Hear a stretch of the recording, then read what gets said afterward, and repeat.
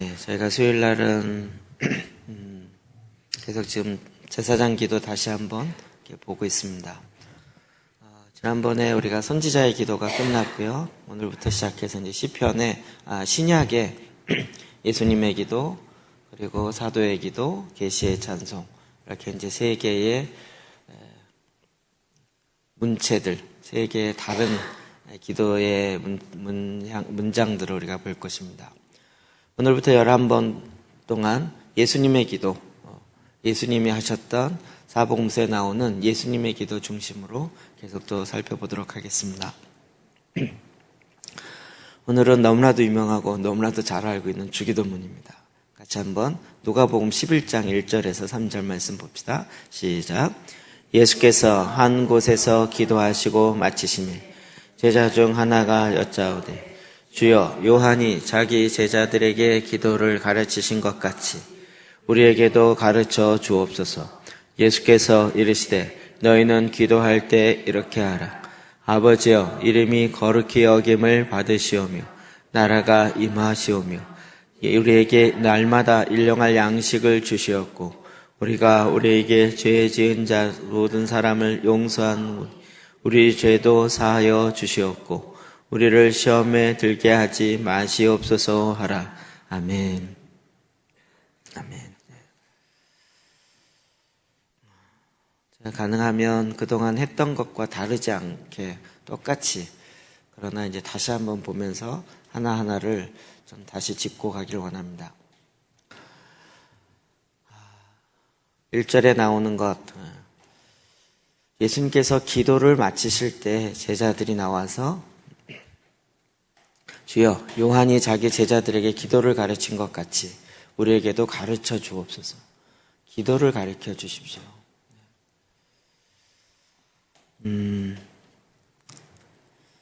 정말 이렇게 제자들이 예수님께 묻고 가르쳐 달라고 이야기한 건 너무나도 중요한 부분이죠.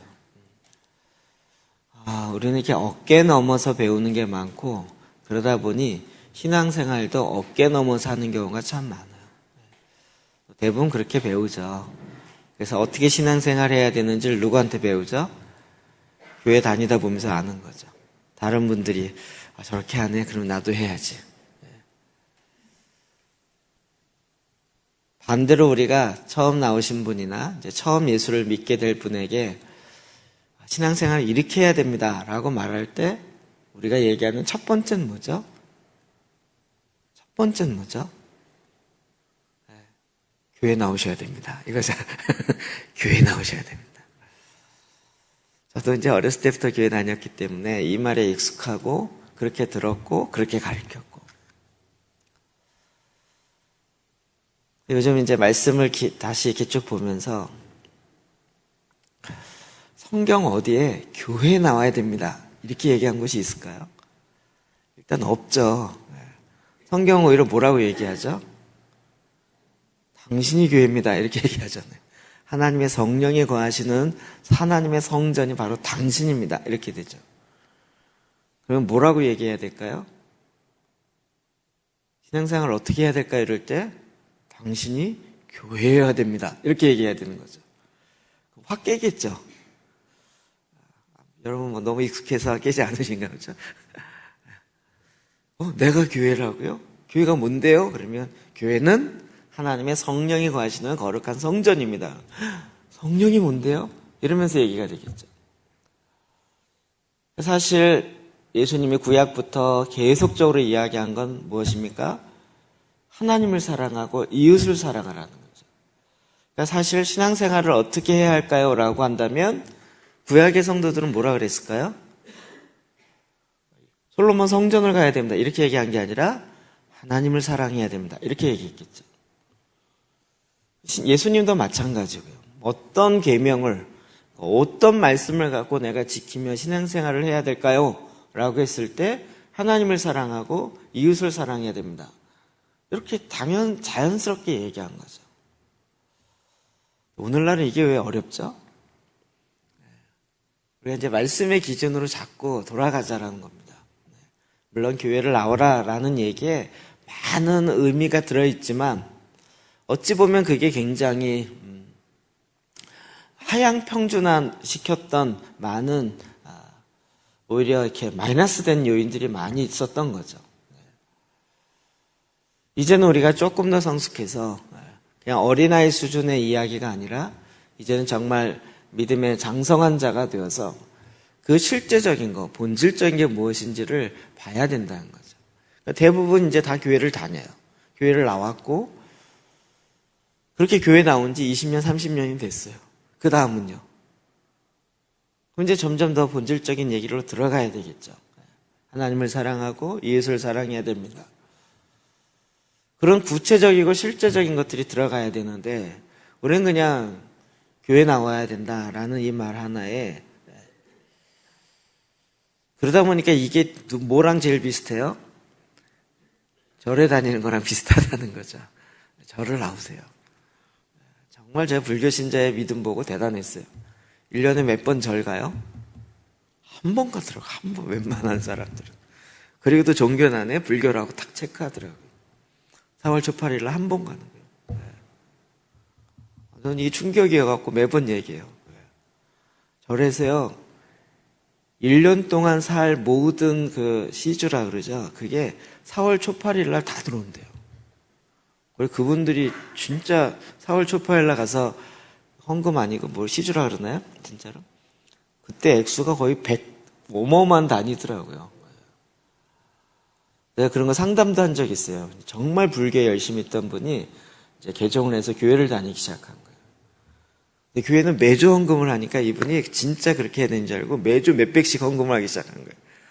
그러니까 너무 어려워지는 거죠. 그래서 목사님 이거를 어떻게 해야 돼요? 이거 나 이게 가진 게 없는데 이러면서 막 너무 안타까움을 가지고 상담을 요청했어요.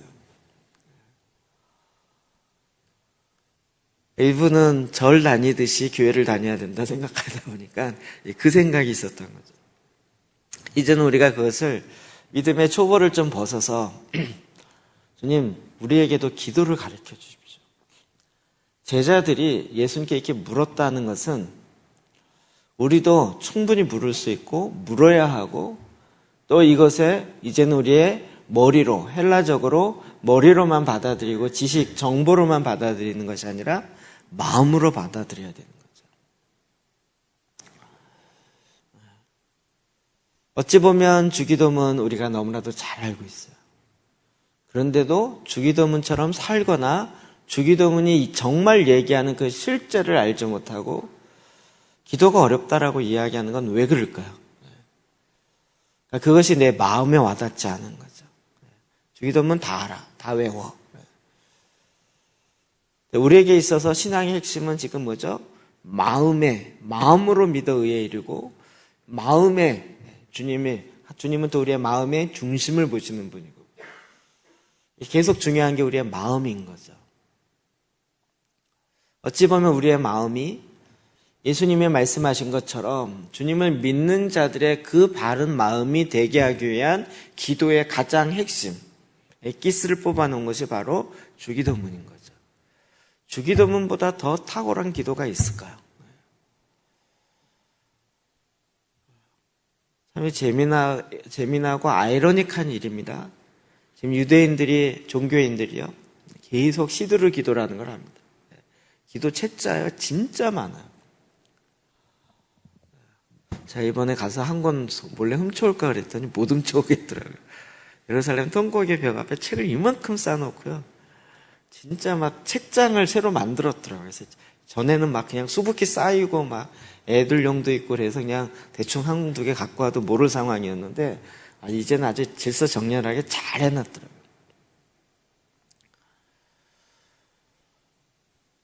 그 시도를 기도에 어떤 내용도 있냐면 우리가 번역할 때 몇 걸 뺐지만 실제 번역할 때 그 안에는요 기독교인을 저주하는 내용도 들어가 있어요. 유대인들이 하는 거니까 그리고 그의 랍비들이 만들어낸 그런 기도 문장이니까 그걸 가지고요 저주하는 기도를 하면서도 지금까지 그런 걸 해요. 한국에 이스라엘에서 기도하시는 분들이 그걸 했다는 거 아니겠어요? 3년 동안 해보면서 빼고 그러면서 했는데 너무 힘들더라는 거예요. 너무. 참 안타까운 부분 중에 하나인 가지죠. 그러니까 우리는 또 이게 자꾸 헬라식으로 기도를 또 배우려고 하다 보니까 기도 학교 이래갖고 이게 마음으로 배워져야 되는데 머리로 배워지려니까 기도란 무엇인가, 뭐 영혼의 호흡이고 기도란 뭐 이렇게 해갖고 공부를 많이 하는데 머리로는 가지만 마음으로 하는 거죠. 마음에 새긴다. 그래서 그런 의미에서 예수님께서 구체적인 방법까지도 말씀하신 거죠. 우리가 이런 부분에 참 그 성경이 얘기하는 방법을 놓쳐버린 것에 대해서 참 안타까운 부분이 있어요. 근데 그나마 이제 다시 찾은 거죠. 그것이 읍절이고 반복하고 그래서 내 마음에 새겨야 되고 주님이 그 일을 알려준 것이 우리에게 너무나도 소중한 거죠. 마음에 새긴다는 것은 진짜 마음에 있으니까 계속 그 말씀들이 나오는 거예요. 계속 나오는 거예요. 그리고 우리는 사실은 하나님께 계속 구해야 될 필요성이 있어요. 하나님, 우리에게 이걸 알려주십시오. 이게 모를까 고민할까요? 저희가 이제 새벽 예배를 카톡으로 하려고 준비 중에 있거든요. 이것 때문에 고민을 얼마나 많이 했는지 몰라요. 듣기는 1년 반 전부터 들었기 때문에 주변에서 막 하자고 이야기도 많이 있었고 그래서 제가 딱 듣는 순간부터 저건 쉬운 게 아니다 해갖고 계속 이제 하다가 1년 반 동안 고민만 했지 주님께 구하준 적이 없었어요. 이렇게 하려면 이게 걸리고 저렇게 하면 저게 걸리고. 이번엔 지금 딱 데드라인을 정해놓고 이제 하다가 막판에 이게 안 풀리니까 주님 이거 어떻게 해야 돼요? 도와주세요. 이 얘기가 그때서야 나오더라고요. 아직도 이게 머리를 의지하려는 그때서야. 그리고 그 다음날 딱 풀어지더라고요. 역시 주님의 한 수가 우리가 몇 년 고민한 것보다 훨씬 좋은 거예요. 주님 우리에게도 가르쳐 주십시오. 기도를 가르쳐 주십시오. 이게 창피하거나 무슨 초신자의 수준 낮은 그런 것이 아니라 사실은 하나님의 말씀에 있는 것이고 우리 안에 깊이 들어오는 것이죠. 더 주님께 구하고 주님께 더 묻는 거죠. 하나님 가르쳐 주십시오.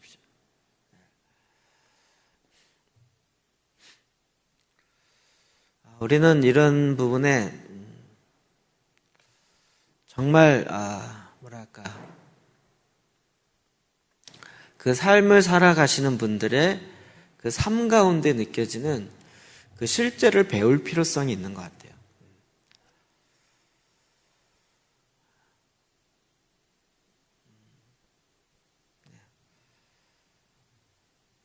이때 주님이 기도를 가르쳐 주신 거죠.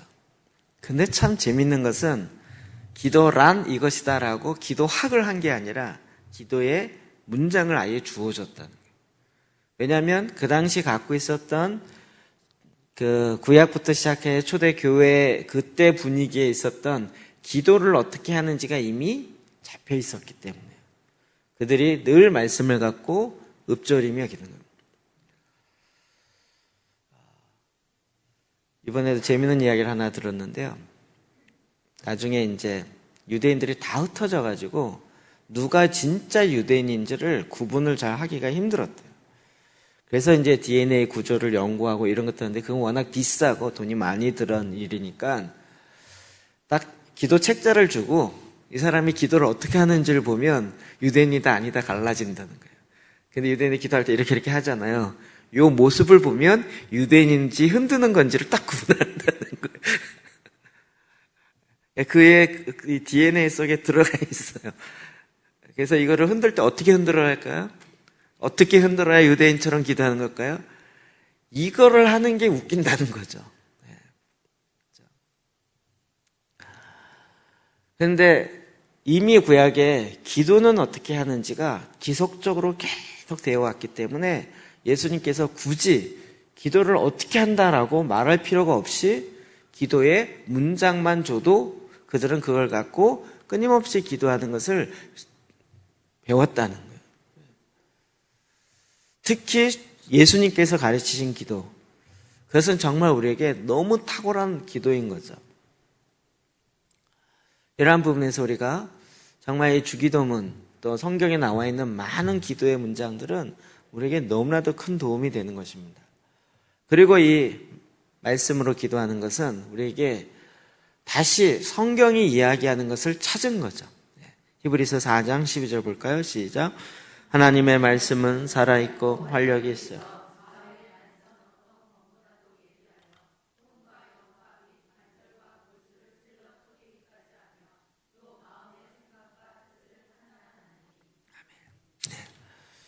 하나님의 말씀은 살아있고 활력이 있어서 우리가 정말 이 말씀을 마음으로 믿어서 마음으로 이 말씀을 대해야 되는 거죠.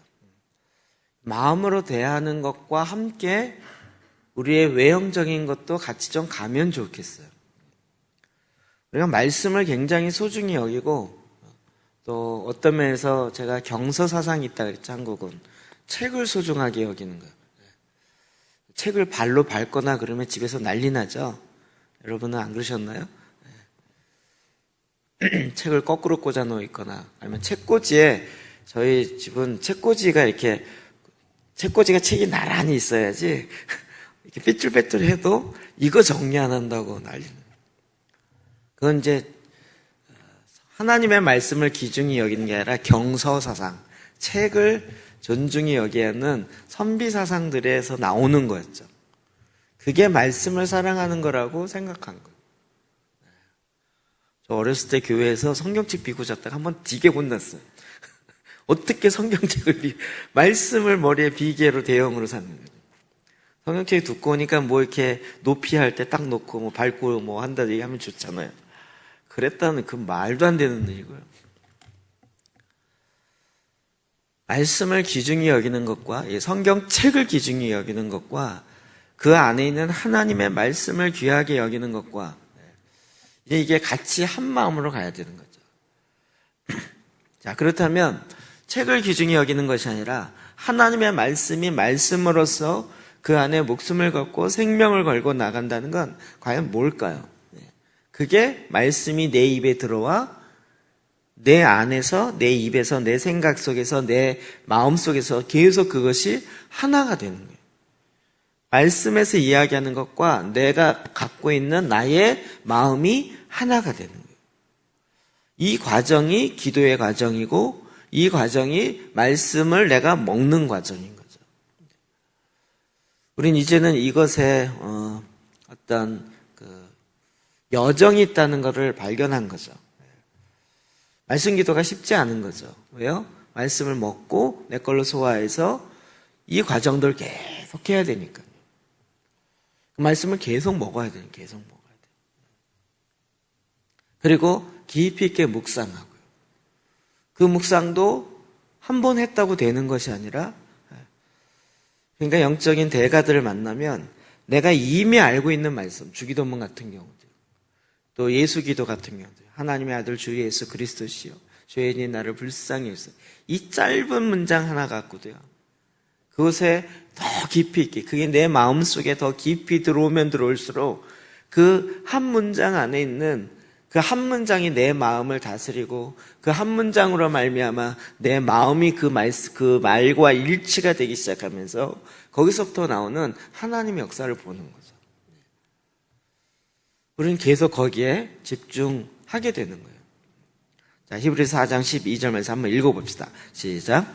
하나님의 말씀은 살아있고 활력이 있어 좌우의 날선 어떤 검보다도 예리해 혼과 영과 및 관절과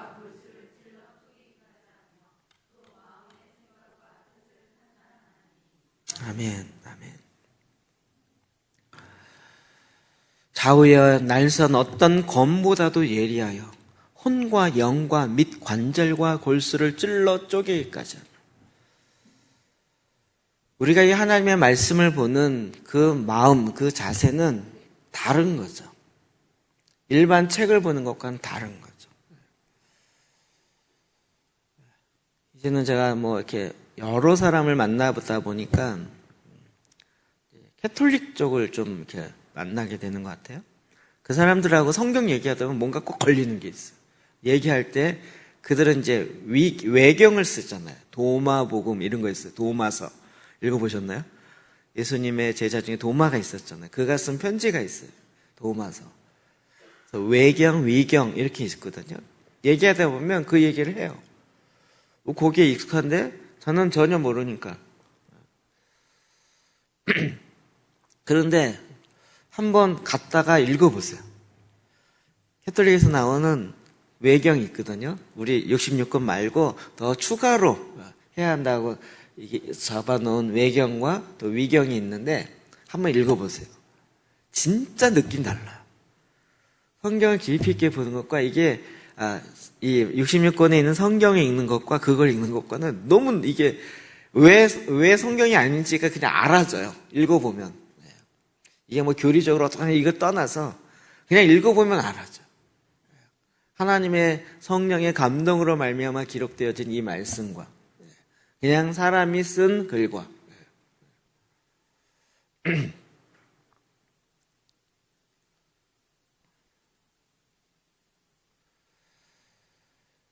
하나님의 말씀은 어떤 검보다도 예리하여서 하나님의 이 말씀이 성령으로 말미암아 기록되었기 때문에 그 성령께서 하시는 일이 뭡니까?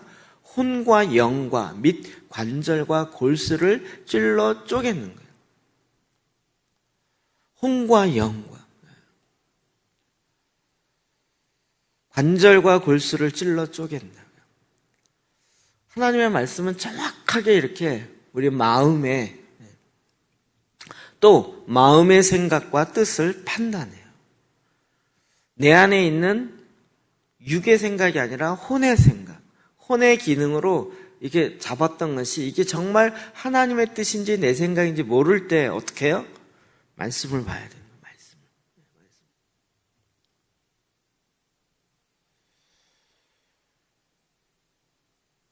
그 말씀의 기준이 무엇인가를 봐야 되는 거예요.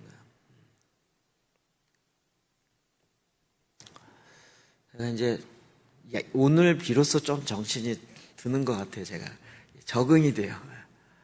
어제도요, 그제도 밤에 이게 시차 적응이 안 돼갖고 저는 누우면 30초 안에 자는 사람이요. 와, 새벽 2시가 됐는데도 잠이 안 드는 거예요. 12시 누웠는데 하고 막 내 평생에 이런 일이 있다니. 난 이럴 사람이 아닌데. 그래갖고 2시 반까지 있다가 못 이기고 일어나갖고 세수하고 그냥 교회로 와서 있다가 새벽 예배를 하고 그리고 또 이제 막 졸리더라고요.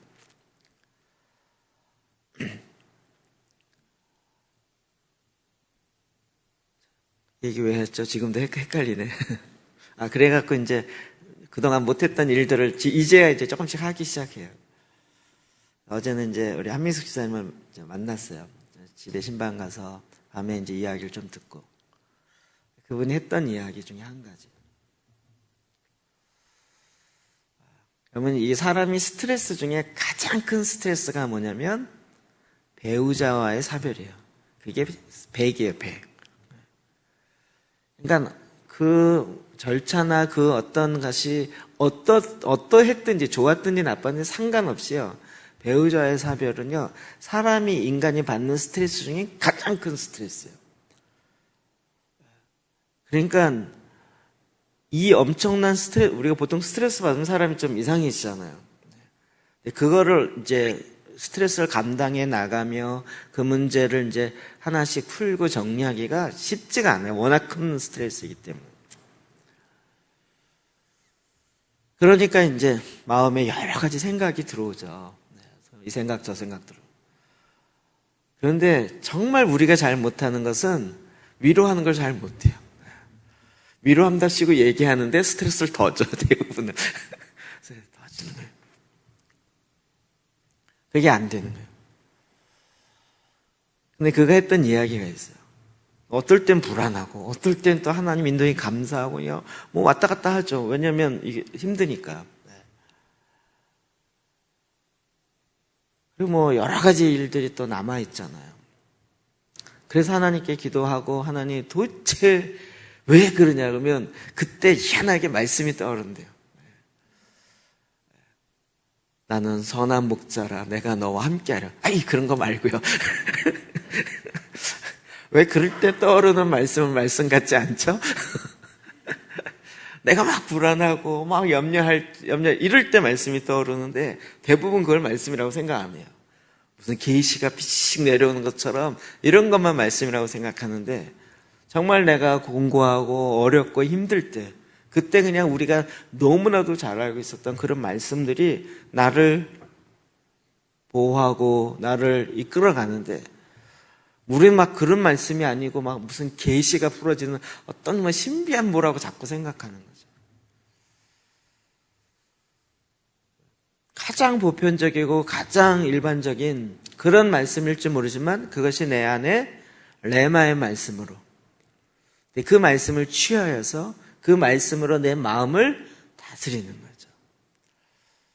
거죠. 그 말씀은 계속 우리로 하여금 마음의 생각과 뜻을 판단하는 기능을 해요. 그러니까 내가 어디로 갈까요? 어떻게 해야 될까요? 이런 차원에서만 인도하는 것이 아니라 내가 환난 가운데, 고난 가운데, 핍박 가운데 혹은 많은 어려움 가운데 있을 때에도 더 많이 말씀이 성령으로 말미암아 이끌어 가시겠죠. 그렇기 때문에 우리가 이렇게 그 말씀을 깨닫고 믿고 알고 그 말씀이 실제 살아서 내 안에서 살아서 내 이 성정 가운데 역사하는 이것을 믿고 따라가는 이 과정 자체가 기도인 거죠. 그러니까 우리는 기도는 배워야 됩니다. 이렇게 얘기해요. 어떻게 배워요? 해서 배우는 거죠. 몸으로 직접 해서 배우는 거예요. 기도 학교를 만들어갖고 무슨 코스를 끝남으로 배우는 게 아니라 기도해서 하는 거죠. 재밌었어요. 그래갖고 막 기도 학교를 6주 과정으로 만들었는데 6주 과정 끝난 다음에 질문이 뭐였냐면 그래서 기도 어떻게 해요? 질문이 있어요. 6주 앉아서 기도 학교를 만들어서 다 끝난다. 기도에 대해서 배운 거고 기도에 대해서 가르친 거죠. 그걸 배우려면 몸에 와야 돼요. 가슴에 내려와야 돼요. 그러니까 이 부분에 있어서 우리가 나는 기도해 라는 것에 무슨 견장단 것처럼 할 수 없는 거죠. 내 마음이 금방 굳어지기도 하고 내 마음이 금방 깨지기도 하고 어떤 부분은 너무 딱딱해서 부서뜨려야 되는데 내 마음을 찢어야 되는데 내 마음이 전혀 찢으려고 하지도 않고 아프니까 아파하고 싶지도 않고 공감하고 싶지도 않고 그냥 무덤덤하게 가고 싶은 거죠. 그런 것들을 말씀이 하나씩 내 마음의 생각과 뜻을 판단하면서 오는 거죠. 이 부분에 가장 완벽한 것이 주기도문이라고. 오늘 제가 이거 말씀 준비하면서 어느덧 우리 교회 안에 주기도문보다 아데프신 분님의 보혈기도가 더 높이 올라가 있어요. 더 높이. 그거보다 무슨 제사장 기도가 더 높이 올라가 있어요. 물론 이 주기도문이 이 안에 들어가 있지만 구약의 선지자의 기도와 물론 그들의 기도 있지만 정말 기도 중에 가장 진수 중의 진수가 바로 이 주기도문이죠. 예수님께서 하신 기도예요. 이 기도를 아느냐 모르느냐가 아니라 이 기도의 내용이 정말 내 마음에 들어와서 하나님이 말씀하시는 이 기도와 내 마음이 일치되고 있느냐, 이게 우리가 계속적으로 내 마음을 살피면서 하나님께 해야 할 거죠. 자, 그래서 예수님의 기도. 하늘에 계신 우리 아버지요. 하늘에 계신 우리 아버지. 저는 이제 어디에 가거나 외부에 가면 말씀 기도를 강의할 때는 제일 처음에 하는 게 주기도문 갖고 하는 겁니다. 주기도문 내용을 설명할 필요는 없잖아요. 근데 이 말씀이 어떻게 말씀 기도가 될 수 있는지를 체험하기에 가장 쉽게 접근할 수 있는 거예요. 왜냐하면 다 외우고 있으니까. 하늘에 계신 우리 아버지요. 그 하나님 앞에 우리가 실제 관계적으로 그냥 머리로 나 하나님 믿고 있어 이게 아니라 실제적인 관계 안에서 그 하나님께 나아가는 그것이 기도의 핵심이죠. 하나님 앞에 나아가는. 히브리서 4장 16절 볼까요? 시작. 그러므로 우리는 긍휼하심을 받고 때를 따라 돕는 은혜를 얻기 위하여 은혜의 보좌 앞에 담대히 나아갈 것입니다. 아멘. 은혜의 보좌 앞에 담대히 나아간다. 하나님 앞에 나아간다. 우리의 마음이 하나님께 나아가야 됩니다. 그러니까 교회를 다니더라도 마음은 닫아놓고 충분히 교회 다닐 수 있죠. 사람을 만나더라도 충분히 마음을 닫아놓고 있을 수 있죠. 아무리 부부라 할지라도 마음을 닫아놓고 친밀한 가운데 지내지 않으면서 그냥 삶 살 수 있죠. 심지어는 딴 생각하면서 딴 남자나 딴 여자 생각하면서도 부부로 또 살 수도 있죠. 사람의 마음이 얼마든지 그럴 수 있는 거죠.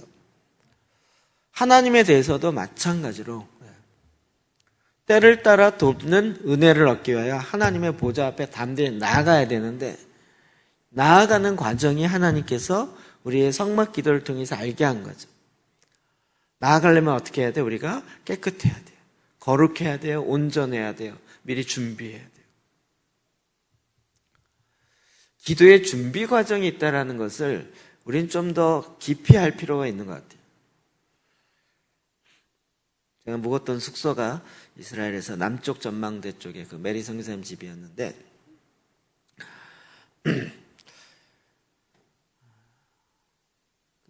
아브라함이 고개를 들어본 즉 모리아 산이 보인지라 그 지점이라 그랬죠. 진짜 거기에 나가보면 바로 앞에 이제 쫙 이렇게 보여요. 멀리서. 그래서 이제 첫째 날은 통곡의 벽 갔다가 실패하고 기도 못하고 그냥 눌려갖고 다시 돌아왔다가 둘째 날은 이제 새벽에 거길 갔어요. 새벽에 나가니까 해가 뜨기 시작하고 이제 해 뜨는 것과 함께 제가 또 해 뜨고 해 지는 거 되게 좋아하잖아요. 그래서 이제 앞에 나가서 보고 해 뜨는 거 사진도 좀 찍고 그리고 이제 이렇게 좀 있다가 근데 거기가 바람이 엄청 불어요. 그래서 돌아오려고 하는데 어떤 한 유대인이 왔어요. 그냥 기도하려고 하더라고요. 복장이 좀 이렇게 약간 노가다 하는 복장이에요. 그래서 이제 작업복 같이 이렇게 해서 저 사람 뭐지? 그래갖고 이제 옆에서 쓱 보고 이제 혹시 또 뭐 내 거 훔쳐가지 않을까? 막 이런 오히려 막 경계하면서 이러고 있는데 사진기 같은 통을 하나 갖고 왔더라고요. 사진 찍으러 왔나? 그래서 딱 봤더니 그 안에서 이제 경문과 경첩과 이걸 꺼내는 거예요. 그래서 보니까 이제 기도할 준비를 하는 거예요. 그래서 제가 유심히 봤죠. 그랬더니 이제 기도할 준비를 하는 거예요. 그래서 경문을 꺼내서 키스하고, 그리고 이마에다 하고, 머리 뒤에서 묶고, 그 다음에 왼손, 심장에 가까운 왼손에. 저는 이번에 그거 유심히 봐서 알았어요. 통곡의 벽에 들어가는데 유대인이 옷을 양복을 이렇게 입잖아요. 검은 거요. 근데 왼쪽을 거의 옷을 안 입고 한쪽만 입고 한쪽은 이렇게 걸트렸더라고요. 그래서 제가 속으로 쟤네들 입으려면 제대로 입지 맨날 옷을 삐딱하게 저렇게 입나 그랬더니 제가 무식한 거였어요. 가서 이걸 와이셔츠를 다 걷고 맨살에다가 이게 7번을 감아야 돼요. 그래서 거기 위에 경문을 있고 그 경문을 자기 심장 가까운 곳에 이렇게 꽂아요. 그 안에는 쉐마 기도가 있고 그걸 하기 위해서 준비하는 거예요. 제가 유심히 이렇게 보니까 이렇게 하고 있더라고요. 그래서 제가 사진 찍어도 되겠냐 했더니 괜찮다고. 그래갖고 이제 하는 모습을 사진을 찍었죠. 그랬더니 또 보여주더라고요. 이렇게 잘 찍으라고. 그러더니 또 그 사진 보여드릴 거 그랬네. 그러더니 처음에 막 해 뜨는 해 쪽을 향해서 또 막 기도하더라고요. 그래서 제가 이게 또 태양신 숭배하는 거 아니야? 그러다 예루살렘 그 성전 그쪽을 또 보고 기도하고 막 이러더라고요. 매일 나와서 한대요. 되게 걔네들은 재밌는 것은 눈을 뜨고 이제 이걸 읽으면서 이렇게 하니까 계속 하면서 제가 사진 찍는 걸 계속 봐요. 그러다 전화가 왔어요. 또 전화를 받아. 그 이제 제가 찍다가 다른 쪽에 했더니 날 부르더라고요. 사진 찍은 거 자기한테 이메일로 보내달래요. 했더니 이메일 또 하죠. 또 막 적어주고 또 해. 제가 뒤에 가서 찍으니까 또 이렇게 보더니 자기가 또 포즈를 잡아줘.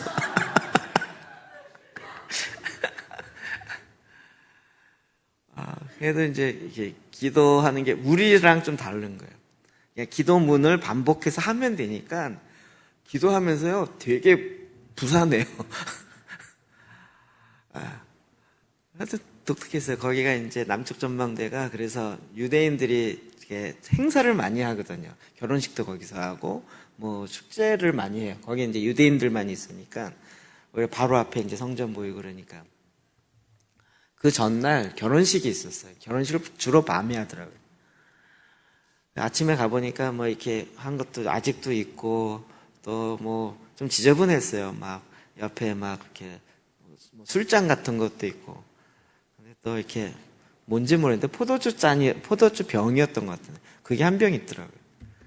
기도하다 말고 또 그걸 또 흔들어 보더라고요. 안에 있었어요. 또 끝나고 또 가면서 자기가 또 다 마셔요. 사진은 되게 멋있게 나왔어요. 진짜 막 비장하면서 예루살렘 보면서 정말 눈물 흘릴 것 같은 듯한, 그래서 예루살렘이 회복되기를 간절히 기도하는 그런 포즈의 그런 포스로 딱 나왔는데 실제 분위기는 전혀 아니었어요. 그런데 그걸 하기 전까지 그 하는 과정들이요.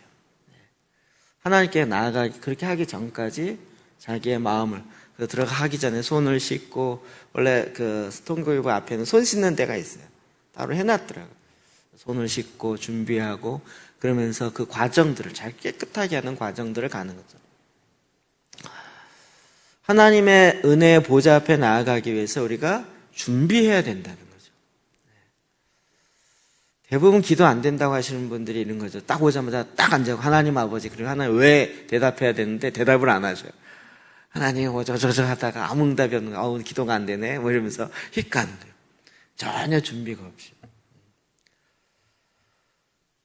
하나님의 친밀함, 하나님의 임재 가운데 나아가기 위해서 우리가 하나님의 임재가 어떻게 내려오고 어떻게 하나님의 그 성소 안에 들어갔는지에 대해서 우리는 말씀을 통해서 알아야 되는 거죠. 은혜의 보좌 앞에 담대하게 나아가야 됩니다. 이게 기도의 핵심이죠. 하늘에 계신 우리 아버지, 하나님의 보좌 앞에 나아가는 것이 기도죠. 내 기도의 소원을 들어달라는 게 기도가 아니라 하나님의 임재 앞에 나아가는 게 기도죠. 이게 정말 주기도문에 처음부터 가장 핵심적으로 나왔던 내용인데, 우리는 이것이 마음으로 주님 앞에 나아가지 않았더니 그냥 머리로 휙휙 넘어간 거죠. 그냥 혹격인 거죠. 하나님 아버지 불러놓은 거예요. 제가 간사할 때 그때 우리 이사 중에 한 분이 한 번 되게 뭐라 그러더라고요. 연세 많으신 목사님이었는데 요즘 간사들이 기도가 이상하다는 거예요.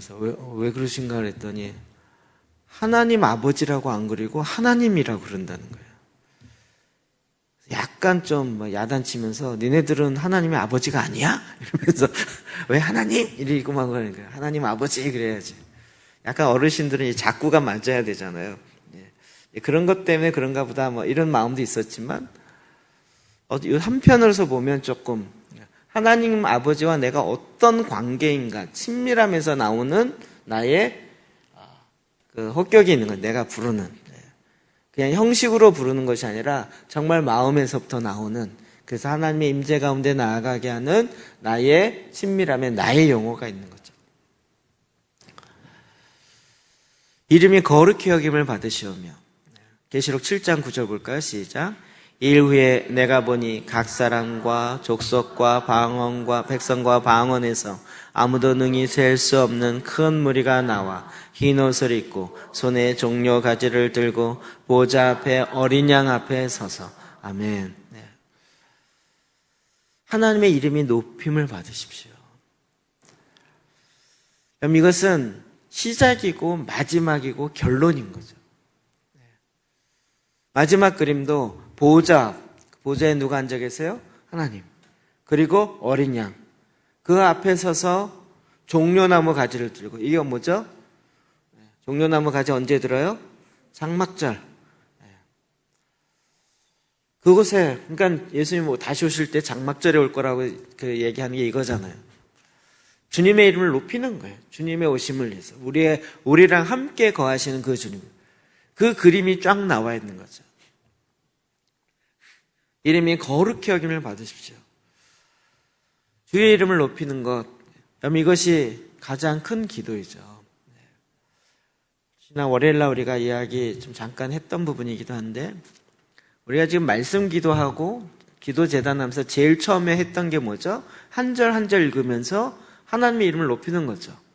전지를 창조하신 하나님을 찬양합니다. 이렇게 하면 한 절 한 절 거의 가운데 무조건 하나님을 찬양하기 시작하는 거죠. 이 훈련을 왜 해요? 기도의 핵심은 하나님을 높이는 거예요. 하나님을 높이는 거예요. 처음에 익숙지 않아서 막 엉뚱한 것도 찬양했잖아요. 엉뚱한 것도 찬양했죠. 아담이 범죄했는데 아담이 범죄한 걸 찬양, 이거 아닌 것 같은데 이러면서 막. 진짜 우리 안에 이것이 기초로 전제로 깔려야 되는 거죠. 그냥 기도 재단할 때 우리가 기도하는 가장 핵심은 무엇이에요? 하나님은 말씀 가운데 이렇게 행하셨던 하나님이라는 거죠. 그런데 지금 이 하나님께서 지금 상황을 보니까 이렇게 일하셨던 하나님은 지금 상황에서도 이렇게 일하실 거라고 믿음으로 고백한다는 거죠. 그러니까 하나님의 이름을 높이는 것은 그냥 주님의 이름을 높인 것뿐만 아니라, 여호사밧을 통하여서 그 연합군의 도저히 이길 수 없는 그 전쟁 가운데서 이기게 했던 그 하나님이 지금 우리의 상황에서도 하나님 그걸 안 하시겠냐고요. 이스라엘 지난번 갔을 때는 이제 못 가본 곳이 몇 군데 있어서 그 중에 뭐 다 가볼 건 아니지만 한 곳에는 좀 가보고 싶다 그래서 이제 마사다를 갔어요. 마사다 워낙 유명하잖아요. 거긴 진짜 여름에 갈 건 아닌 것 같아요. 사해바다 바로 앞에 있는데 이번에 엄청 뜨거웠잖아요. 뜨거워서 바닷물이 뜨거워서 사해바다를 못 들어갔다고 할 정도예요. 그 표면이 너무 뜨거워가지고 좀 식었지 않았을까 싶었는데 아니나 다를까 그 위에 올라갔더니 진짜 막 숨이 콕콕 막히면서 우리가 진짜 이거 마세다에서 죽기 직전까지 가겠다 할 정도로 막 너무 덥더라고요. 막 돌아보기가 싫은 거예요. 이제 그 위에 마사다에 그 지형이 굉장히 독특해요. 이렇게 정말 한 사해바다는 해발 그 바다 수면보다 마이너스 300m예요. 바다 수면보다 300m 떨어져 있어요. 근데 거기는 해발 200인가 300인가 그래요. 그러니까 한 500m 정도, 이 정도 쭉 올라가 있는 상태에 위에 이렇게 딱 평지가 돼 있어요. 여기에 이제 예루살렘이 AD 70년에 무너지니까 거기는 유대인들의 1000명이 그 마사다 위로 올라가고 숨었어요. 이거를 로마가 알고 그 마사다를 포위한 거죠. 그리고 3년 동안을 견뎠어요. 그 전쟁했던 흔적이 아직 있어요. 이걸 못 올라가요. 올라가려고 좀 하면 위에서 뜨거운 물 붓고 돌 던지고 이러면 진짜 난공불락의 요새이기 때문에 올라갈 수가 없어요. 나중에 어떻게 했냐면 이제 도저히 안 되니까 그 마사다에서 가장 낮은 쪽 뒤쪽인데 그쪽에다 놓고 로마 사람들이 거기다가 마사다 이렇게 거의 희한한 이렇게 쭉 올라가 있어 평지거든요. 이쪽은 도저히 안 되니까 뒤쪽에다 놓고 제일 낮은 쪽에다가 흙을 점점 쌓기 시작하는 거예요. 이렇게 흙을 그 쌓은 흙이 아직도 있어요. 그래서 처음에는 쌓으니까 막 뜨거운 물 붓고 그랬다가 안 되겠으니까 유대인들을 잡아다가 자기 동족들로 이걸 시킨 거예요. 그러니까 그것도 못하는. 그래갖고 그 1000명이 그 위에서 다 자기를 죽였거든요. 1000명이 스스로. 어떻게 죽었냐면 그 1000명 중에 10명을 뽑았어요.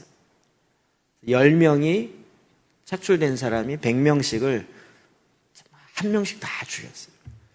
그리고 마지막에 그 10명 중에서 한 명이 남아서 한 명이 9명을 죽였어요. 그리고 자기는 자기를 죽였어요. 로마군이 정말 2년 동안 아무리 해도 안 되는, 그래서 마지막에 쌓아 올려갖고 탑 쌓아갖고 올라가서 정말 최고의 전투가 될 거라고 생각했는데 딱 올라갔더니 완전 피비린내.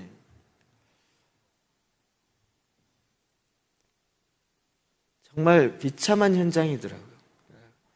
보기에는 야 신기하다 이러는데 그 전쟁했던 그걸 보면서 제 안에 이제 저는 이렇게 성격이 그런 건 아닌 것 같은데 이렇게 우울한 것들이 많이 확 먼저 이렇게 그게 생각이 되면서 왜 그랬을까 이 사람. 처음에는 그래도 싸우다 죽지 막 이 생각이 좀 들네. 싸우다 죽지.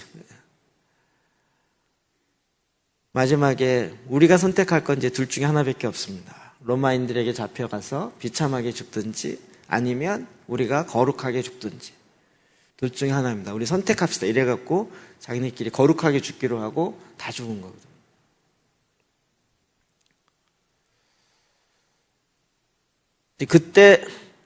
그때 뭐가 와야 돼요? 그때 여호사밧 사건이 오면 왜 그들은 이 말씀으로 기도하지 않았을까 싶은 거죠. 성경에 나와 있는 상황이 비슷한 상황인 거죠. 여호사밧에 도저히 싸워서 이길 수 없는 상황인 거예요. 그때 어떡하라고요? 역대하 7장 14절에 있는 말씀처럼 여호사밧도 성전에 들어가서 기도하잖아요. 하나님께 기도하잖아요. 그리고 하나님께 받은 말씀을 갖고 순종하여 나아가서 하나님 말씀대로 찬양하며 나아갔더니 그들을 하나님의 사자가 보내서 그 적들을 딱 쓰러신 거죠. 그게 왜 1세기에는 안 일어나겠냐고. 그러니까 하나님의 말씀 알지만 그렇게 사용하지 않은 거죠. 되게 재밌는 건 이스라엘이 독립할 때 또 그런 사건이 너무 많았어요. 너무 많았어요. 이게 구약에만 일어나는 것이 아니라 오늘날도 일어나는 거예요. 그 사건을 가지고 말씀 가운데 하나님은 이렇게 말씀하셨는데 그리고 이 말을 믿었던 여호사밧은 그때 전투 가운데 정말 전혀 이길 가능성이 빵이었지만 하나님 의지해서 하나님 말씀에 순종해서 그 말씀대로 나아갔을 때 하나님이 이 전쟁은 나에게 속한 것이고 내가 나가 싸우겠다라고 했던 하나님의 역사를 본 거죠. 이게 어디서부터 나와요? 하나님의 이름을 높이면서 하나님의 말씀을 근거로 시작할 때 나오는 거예요. 그냥 예배 시간만 높이는 것이 아니라 우리 삶의 현장 가운데서도 하나님이 일하시는 이 사건들이 말씀이 내 안에 들어와서 이 말씀을 통해서 다시 우리 안에 일어나기 시작하는 거예요. 하나님의 이름이 거룩히 높여지는 것이 처음에는 편한 것 같지만 우리가 살고 있는 삶의 현장을 보면 짓밟히고 있는 삶의 현장 속에서 아닙니다. 하나님의 이름이 높임을 받아야 합니다라고 나아갈 때 정말 이 사회 속에서 바보 되기 쉽고 왕따 당하기 쉽지만 이 말씀 앞에 순종해서 나아갈 때 결국은 하나님의 이름이 높임을 드러내게 되는 거예요.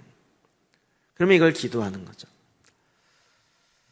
나라가 임하옵시며 하나님의 나라가 임하는 거예요. 계시록 21장 2절 말씀 또 봅시다. 시작. 또 내가 보매 거룩한 성 새 예루살렘이 하나님께로부터 하늘에서 내려오니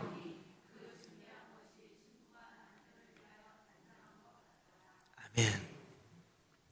정말 주기도문은요 오늘은 그냥 이렇게 한꺼번에 확 가지만 한 단어가 얼마나 중요한지 몰라요.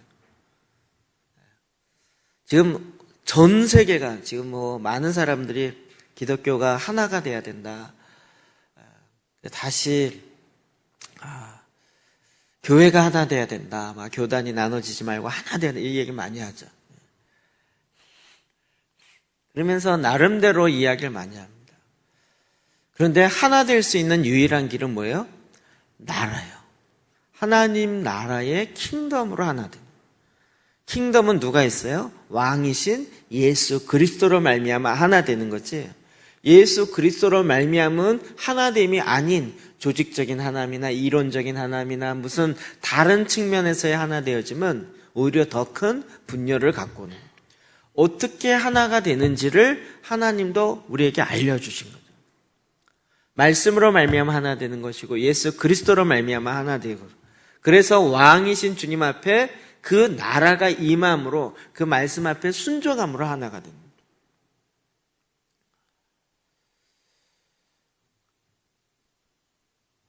그러면 이 연합의 비밀은 나라가 임하는 것과 같이 연결되어 있어요. 우리는 진짜 하나님의 나라가 어떻게 이 땅에 임해야 되는지를 봐야 되는 거죠. 주일날 제가 말씀드린 것처럼 헬라적 사고는 하나님의 나라를 이원론적으로 분리시켜 놓고 죽어서 가는 나라만 생각한 거죠. 근데 히브리적 사고는 하나님의 나라가 이 땅에 임하는 거예요. 그럼 지금 한국 교회 안에서도 이렇게 얘기하시는 분 많지 않아요. 그냥 그러려니라고 생각하지 마시고요. 이 여러분이 정말 우리의 마음속에 기도하며 실제 이 주기도문을 하다 보면 하나님 나라가 어디 임해야 돼요? 내 안에 임해야 되고 우리 가정 안에 임해야 되잖아요. 임하냐고요. 하나님의 나라가 임하냐고요. 엄마의 잔소리가 임하는 건지 하나님의 나라가 임하는 건지를 보면서 이걸 기도해야 되는 거죠. 뜻이 하늘에서 이루어진 것 같이 땅에서도 이루어지리다. 문레인대 목사님 이번 얘기했던 것이 하나님 나라 7기둥 중에 첫 번째가 하나님의 뜻이잖아요. 하나님의 뜻. 그걸 하나하나를 다시 설교를 해야 되나 이런 생각이 좀 들긴 해요. 7개가 아니라 10번은 해야 되겠더라고요. 하나님의 나라는 하나님의 뜻을 행하는 자들로 이루어져요. 그러면 하나님의 뜻이 무엇인지 우리가 알아야 돼요. 추측하지 말고요. 말씀 속에서 알아야 돼요. 하나님의 뜻이 무엇인지. 그리고 그 뜻이 그냥 추상적인, 형이상학적인, 철학적인 이런 개념이 아니라 내 안에 실제화되어서 이것이 내 삶 가운데 이것이 하나님 뜻입니다라고 딱 드러나야 돼요.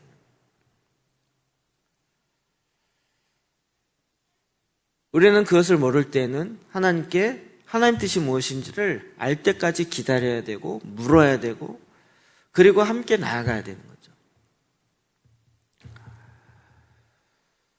그러니까 우리가 기도하면서 이게 어떻게 해야 돼요? 우리 마음에 와닿아야 되는 거예요. 그리고 내 삶의 현장에 이루어질 때까지 계속 가야 되는 거죠.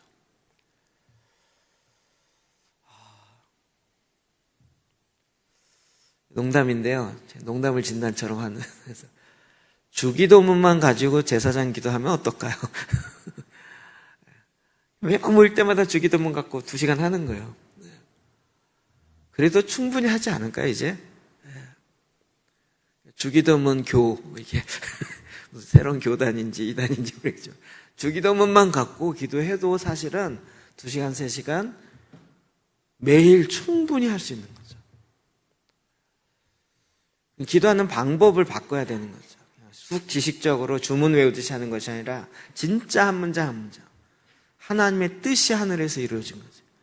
이럴 때 하나님 뜻이 뭔지 모르겠어요. 이것이 아니라 우리가 구체적으로 질문을 가져야 되는 거예요. 하나님, 정말 내 가정을 향한 나의 데스티니뿐만 아니라 가정의 데스티니도 알고 뿐만 아니라 지금 이러이러한 상황 속에서도 하나님의 뜻을 묻고 그러면서 그 뜻이 이 땅에 이루어지도록 그리고 그 뜻이 이루어짐으로 말미암아 하나님의 뜻이 이 땅에 완성되어지도록 그것으로 하나님께서 영광 받으시는 거죠. 주기도문 중에 아직 안 이루어진 건 너무 많죠. 그리고 이제 다섯 번째, 우리에게 일용할 양식을 주시었고. 빌보서 4장 19절이요. 시작. 나의 하나님이 그리스도 예수 안에서 영광 가운데 그 풍성한 대로 너희 모든 쓸 것을 채우시리. 아멘, 아멘. 나의 하나님이 그리스도 예수 안에서 영광 가운데 그 풍성한 대로 너희 모든 쓸 것을 채우시리.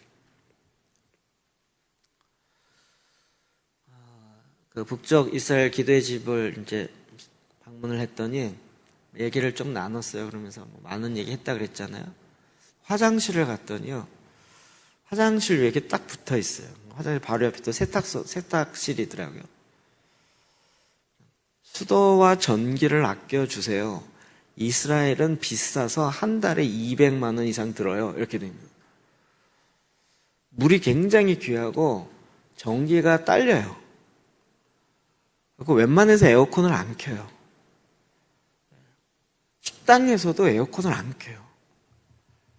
그 30도가 넘는데 야외 밖에 그 테라스에서, 여러분 그림은 되게 멋있죠? 테라스에 빨간 식탁에 거기에 앉아서 뭐 먹는 그림은 되게 멋있는 것 같은데요. 오, 엄청 더워요. 거기 앉아서 땀 삑삑 흘리면서 먹어요. 그래서 왜 저렇게 살아? 막 이랬는데 전기값이 비싸요.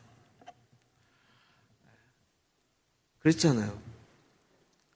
그리고 석유값도요, 우리나라보다 더 비싸요. 휘발유값이요. 바로 옆에 사우디인데 우리는 거기서 갖고 오는데요. 이스라엘 이게 관계가 안 좋으니까 러시아 쪽에서 이걸 사갖고 오니까 비싸더라고요. 기름값.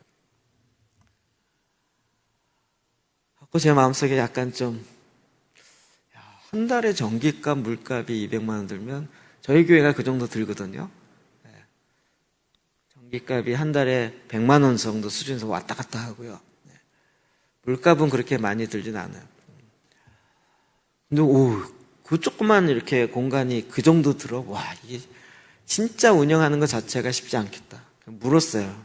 여기 오시는 분은 어떻게 숙박료를 받나요? 아니요. 그러면 뭐 어떻게 헌금하나요? 아니, 그냥 원하시면 헌금하든지 안 하든지 상관 안 한다고요. 그런데 하나님이 모든 쓸 것을 채우신다는 거예요. 10년 동안 하나님이 채우셨다는 거예요. 그러니까 그렇게 채우신 하나님이 있기 때문에 그냥 하나님께 기도하지 뭘 도움을 요청하거나 그러지 않는다는 거예요. 정말 그리스도 예수 안에서 모든 쓸 것을 채우는 거죠. 근데 우리 같으면 어떡하겠냐는 거예요. 우리 같으면. 그래서 난리가 나죠. 그 여자 선교사님이 자기가 톱질해갖고 이걸 만들었대요. 그래서 제가, 아니, 전기톱 사세요, 전기톱. 그랬거든요. 좀 위험하긴 하지만 그게 빨리 썰어지고 확실하게 좋아요. 그랬더니. 전기값도 비싸죠. 전기톱 모터 들어가는 것도 그게 엄청 들어가는 거거든요. 괜찮다고. 그래서 자기가 자매들한테 톱질을 함으로 유익을 되는 3대 유익. 그래서 톱질하면 힘도 생기고 살도 빠지고 밥맛도 좋아진다 그래갖고 톱질을 5분씩 하기 이래가지고 나무 하나를 이만한 거를 서로 얘기해서 자르고, 톱질 못한다는 사람, 이런 사람을 제일 마지막에 자르는, 그래서 딱 자르서 딱 잘라질 때 그 쾌감 있잖아요. 그 쾌감을 맛보게 제일 마지막에 자르게 해갖고, 그 잘라질 때, 와, 잘라질 때 막 기분이 너무 좋고, 그 다음 내가 갈게요. 막 이렇게 만들게. 그래갖고 그걸 잘라갖고 만든다. 어쨌든 하나님이 다 채우시는 거예요. 그래서 저도 막 서로 이제 뭐 만들었는지 한 또 20분 얘기했어요. 저도 막 보면대 만들었다고 막 만들면서 이렇게 하고. 하나님께서 모든 쓸 걸 채워요. 약간 지금 걱정되는 건 또 어쩌자고 우리 오태석 장로님이 또 이만한 나무 그 어마어마한 걸 또 왕창 갖고다 여기다 쌓아놨어요. 아버지 저걸 또 왜 보내셔갖고 이제 또 뭘 만들라는 뜻인가요, 이게? 그리고 지금 계단 2개 만들었잖아요. 이거 하나는 누가 만들었어요? 정선이 만들었어요? 정선 이제 집 하나 짓겠네. 거기 이제 그 파레트 놨더니 막 미끌미끌하고 안 좋더라고요. 그래서 저거를 어떻게 해야 되나 고민하고 있는데 이만큼 한 차를 실어 오셨더라고요. 그래갖고 뭐가 또 만들 일이 많이 생기겠다 싶어갖고 몇 개 만들어. 하나님 채우신다니까요.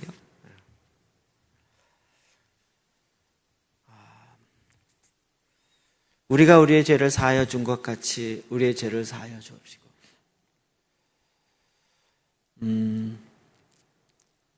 우리가 안 것 같지만 사실은 우리 트랜스포머즈의 큰 그림에 이 세상의 문제의 핵심은 뭐죠? 죄죠, 죄. 죄가 관영함으로. 그래서 그 죄의 시스템이 어떻게 되어 있어요? 개인이 범함으로 일어나는 개인의 죄, 8가지. 그 다음에 그것이 주술적 영적 전쟁이라고 하는 문화적으로 들어가 있어 일어나는 죄의 영역 5가지. 그리고 이제 국가적, 법률적으로 시스템으로 아예 만들어 놓음으로 일어나는 지역적 차원의 영적 전쟁. 다 죄와 관련된 거죠, 죄와. 그럼 이것들을 우리가 싸울 줄 알아야 되는 거예요. 그러니까 이 죄 문제를 어떻게 다뤄야 되는지를 정말 깊이 있게 봐야 되는 거예요. 요즘도 계속 그 조상죄에 대한 질문을 제가 이메일로도 좀 받고 질문을 이렇게 받아요. 자기는 뭐 이제 뭐 웬만큼 회개한 것 같은데 왜 그런지 모르겠다. 그런데 뭐 이렇게 뭐 차혜경 목사님 설교를 듣다 보니까 조상죄 회개해야 된다 그러는데, 그리고 뭐 2대 3대 위에 할아버지 때 보니까 진짜 뭐 무당도 있었고 뭐 어떤 사람도 있고 그래갖고 그게 계속 우리 아직도 흘러가는 게 아닌가 뭐 이런 얘기를 하시는 분들이 여전히 있어요.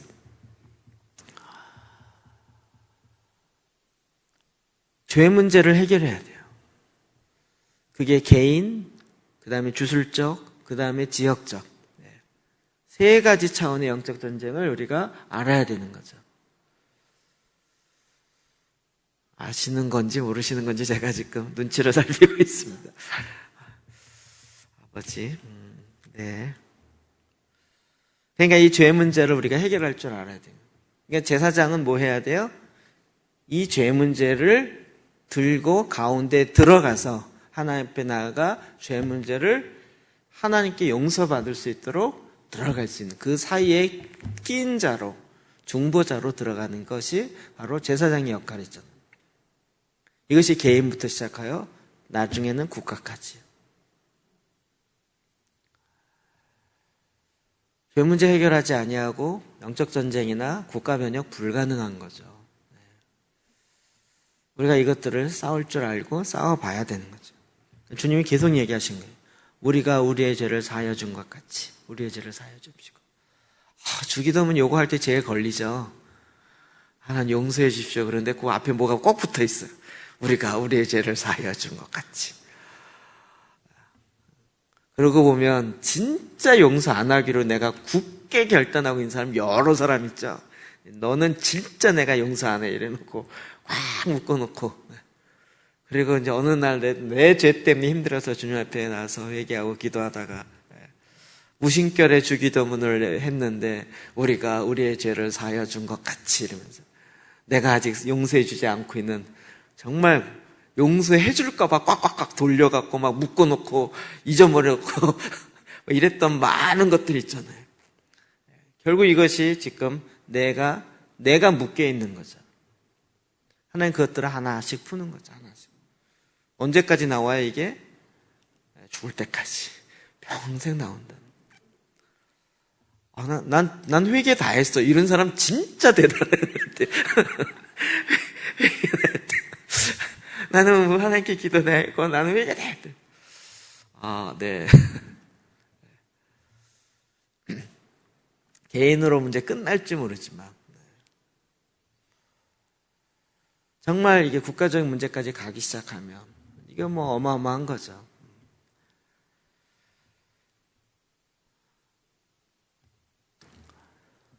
우리를 시험에 들게 하지 마옵시고. 시험에 왜 들어요? 말씀 가운데서 벗어나기 때문에.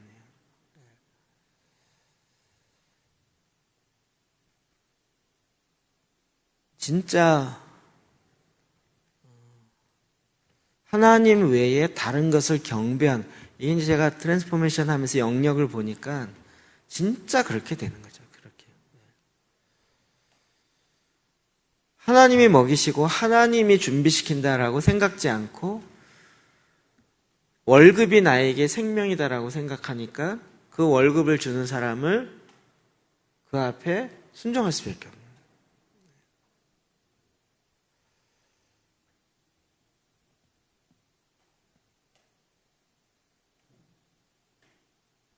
제가 지금 어디서 들었는지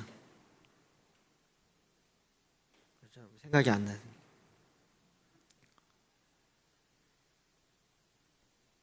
생각이 안 나네요. 이 땅에 있는 죄악의 문제를 보면서 그냥 넘어갈 것이 아니라 이건 죄입니다라고 선을 긋고 얘기하면 사실은 내 밥줄이 위태롭거나 아니면 나와 관련된 뭐 평판이나 뭐 여러 가지 일들이 위태하게 될 때 한 내가 나의 평판을 내가 의지하지 않고 하나님의 말씀을 의지해서 자 그때 참 힘들죠. 내가 말함으로 썰렁하게 되고 내가 말하기 때문에 이게 문제가 되어질 경우에 일어나는 그런 건 정말 힘들죠. 말 안 하고 가만히 있으면 조용히 넘어갈 수 있는 거잖아요. 내가 말하기 때문에 이게 문제가 되어지는, 이럴 때 말할 줄 아는 용기, 이게 힘든 거죠. 이게 참 어려운 것 같아요.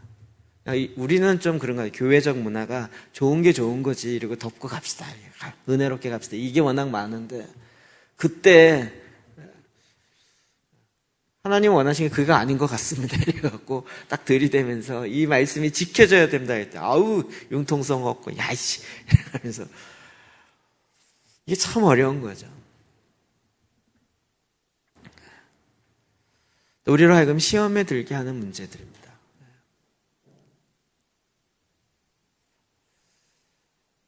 정말 하나님을 경배하는 것과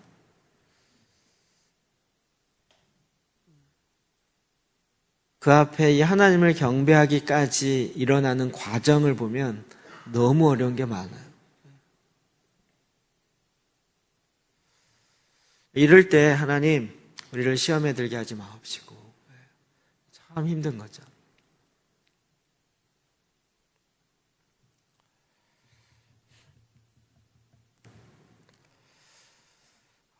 제가 요즘에 저는 오히려 좋은 것 같아요. 워낙 이제 까칠하기로 소문나기 시작해갖고 저 사람은 웬만하면 까칠해서 쉽지 않다라고 이제 소문나고 있어갖고 차라리 좋은 것 같아요. 하여튼 이번에 제가 그 아시아 캠프에 가지 않은 것 때문에 얘기가 계속 들리더라고요. 한국 와서 그런지 얘기는 계속 들리더라고요. 아예 까칠하기로 소문나기로 했어요. 잘 됐다.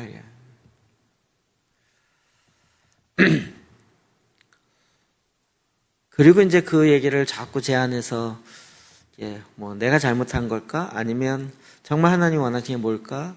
그리고 이제 이런 걸 고민하게 되죠. 그리고 돌이켜보면 저희 안에서도 그런 사람이 있었어요. 목사님이 차라리 그런 사람 다 끌어안고 가서 같이 가서 그냥 그 사람 이렇게 정말 발을 씻겨주고 섬겨주면 될 거 아니냐고, 다 끌어안고 이렇게 얘기한 말씀 갖고 또 얘기했는데 제가 그래서 그래야 되나? 뭐 이래서 뭐 생각이 들더라고요.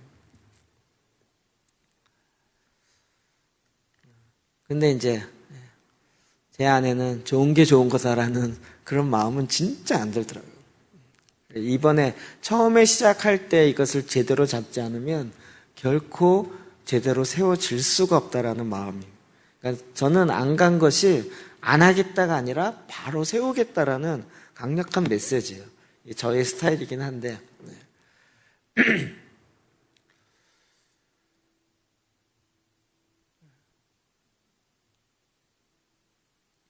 정말 시험에 들 만한 일들이 수시로 일어납니다. 주변에 엄청나게 일어납니다. 그렇지 않을까요? 정말 이때 하나님의 말씀을 근거로 말씀을 섬기는 거죠. 말씀을 섬기는.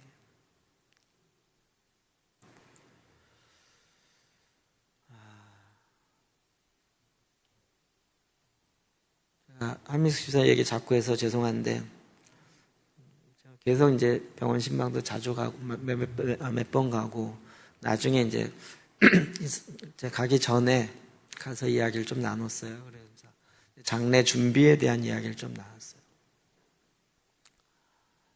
근데 이제 그 질문을 하더라고요. 가족끼리 얘기를 하는데, 나중에 카톡으로 왔나, 아니면 질문했나. 영정사진을 누가 들어야 되냐, 이거죠.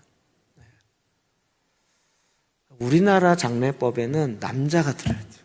아들이 없으면 사촌이라도 데려와서 남자가 들어야 돼요. 근데 이제 한 집사님이나 그 애들은 자기 딸이 들게 하고 싶은 거야. 본인도 들고 싶다. 이걸 어떻게 해야 돼요? 라고 이렇게 질문이 왔어요. 집사님 마음에 원하는 대로 하세요. 이 나라 법이 어땠고 장례 절차가 어떻고 다 상관없다. 집사님이 하고 싶은 대로 해야 된다. 그래갖고 주아가 들었나요? 진아가 들었죠. 어제 얘기 들어보니까 운구할 때 주아가 나도 들고 싶다고 그래가지고 차 안에서 자기가 들고 막 자기가 껴안고 가다도 졸고 막 이랬다 그러더라고요. 장례 문화가요, 장례라는 거는 유가족 중심의 문화로 되어야 돼요. 전 적어도 제가 보기에는 장례는 죽은 사람을 위해서 하는 게 아니고 유가족 중심으로 되어 있어요. 근데 그거를 유교적 장례는요, 싹 아주 그냥 완전히 이게 그 형식 중심으로 바꿔놨어요. 그거 필요 없다. 모든 건 상주가 결정하는 거고 집사님이 결정하는 걸로 하면 되는, 밀고 나가면 된다고. 일단 그렇게 했더라고요. 그래서 잘했다 그랬죠. 주변에 한국 문화가 안 그렇고, 우리 뭐가 어떻고 이래갖고 정말 이렇게 치고 들어오는 것들이 너무 많아요. 이럴 때 어떻게 해야 될지가 모르는 거죠. 정말 하나님 말씀 기준에서 내가 시험에 들게 하지 마십시오. 그러니까 그 말씀 앞에 온전히 서게 하여 주십시오. 필요한 거죠. 계시록 5장 13절 말씀 읽읍시다. 시작. 내가 또 들으니 하늘 위에와 땅 위에와 땅 아래와 바다 위에와 또 그 가운데 모든 피조물이 이르되 보좌에 앉으신 이와 어린 양에게 찬송과 존귀와 영광과 권능을 세세토록 돌릴지어다. 아멘. 나라와 권세와 영광이 아버지께 영원히 있사옵나이다. 제가 전에 주기도문을 할 때는 죄송합니다. 예수님 십자가에 한번 돌아가셔놓고 너무 생생되는 거 아니야? 막 이런 생각이 있었어요.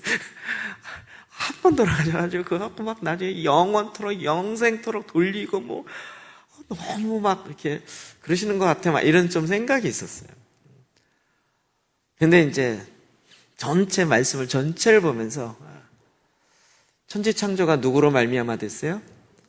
예수 그리스도로 말미암아 됐어요. 누구를 위해서 천지창조가 됐어요? 예수를 위해서 됐어요.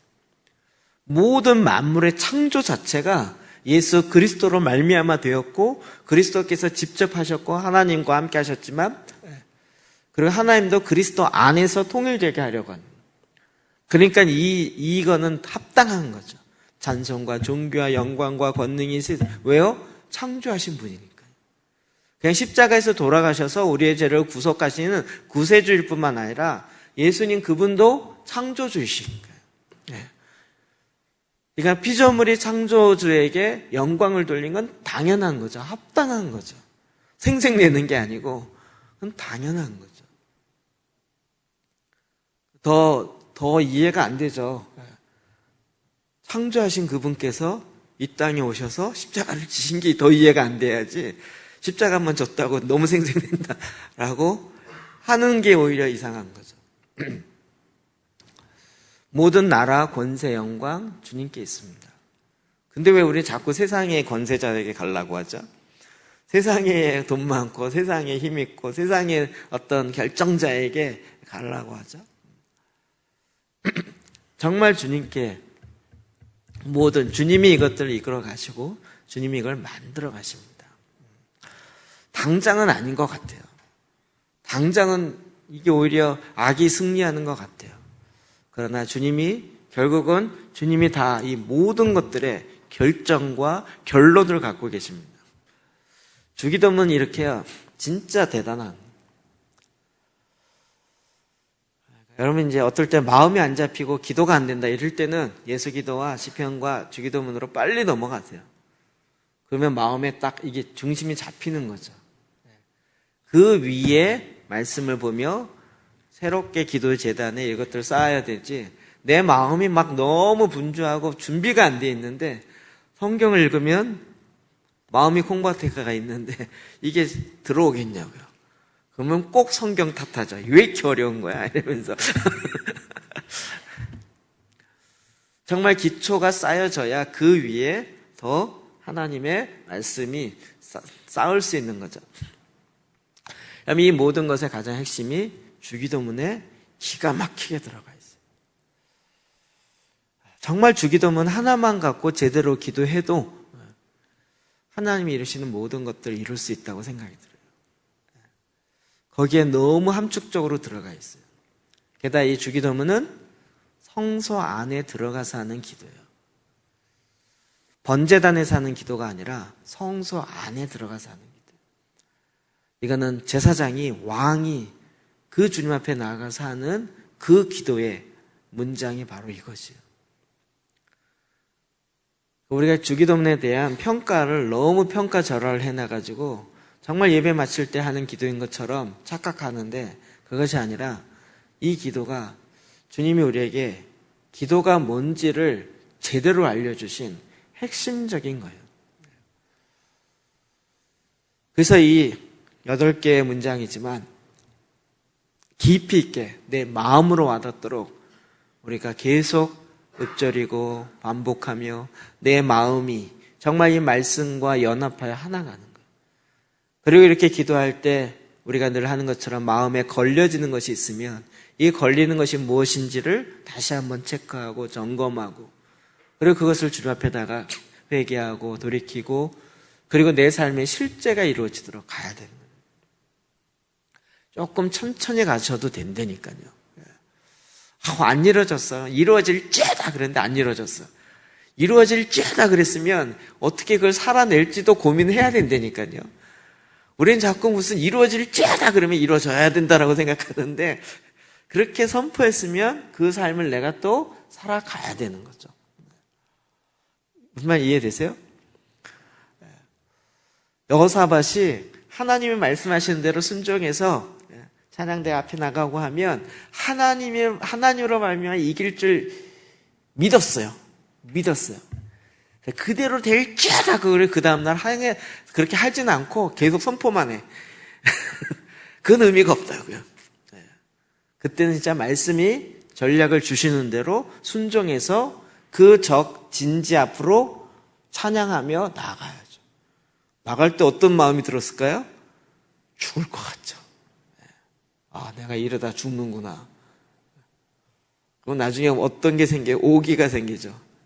그냥 가만히 성 안에 있다가 쳐들어와서 죽으나 하나님 말씀하신 거 하다가 저 앞에 그러다 죽으나 어차피 죽으니까 그래 말씀대로 살다 죽자란 얘기나 듣자 그리고 그냥 목숨 걸고 갔는데 가서 보니까 싹 죽어요. 이 경험이 이 순종의 과정을 가야 된다는 거예요. 주기도문이요 진짜 주님이 가르쳐 주신 말씀 기도의 가장 기초가 되지만 또 가장 완성이 될 수 있는 기도입니다. 계속 우리가 묵상하는 거예요. 묵상해 더 깊이. 너무 웃기잖아요. 예수기도 짧은 거지만 굉장히 강력한 역사가 있다는 걸 우리가 자꾸 경험하잖아요. 근데 주기도문은요 더 완벽한 기도가 우리로 하여금 정말 기도의 핵심 가운데 더 들어가게 합니다. 이거 하나하나 우리가 이제는 정말 우리가 말씀을 알아갈수록 더 깊이 있는 하나님과의 만남 그리고 그 말씀이 내 안에 육신이 돼서 하나가 되어서 말씀으로 말미암아 내 삶이 되어지는 그 삶, 그 삶의 실제들을 살아가시기를 주의 이름으로 축복합니다. 이 시간 우리 같이 기도합시다.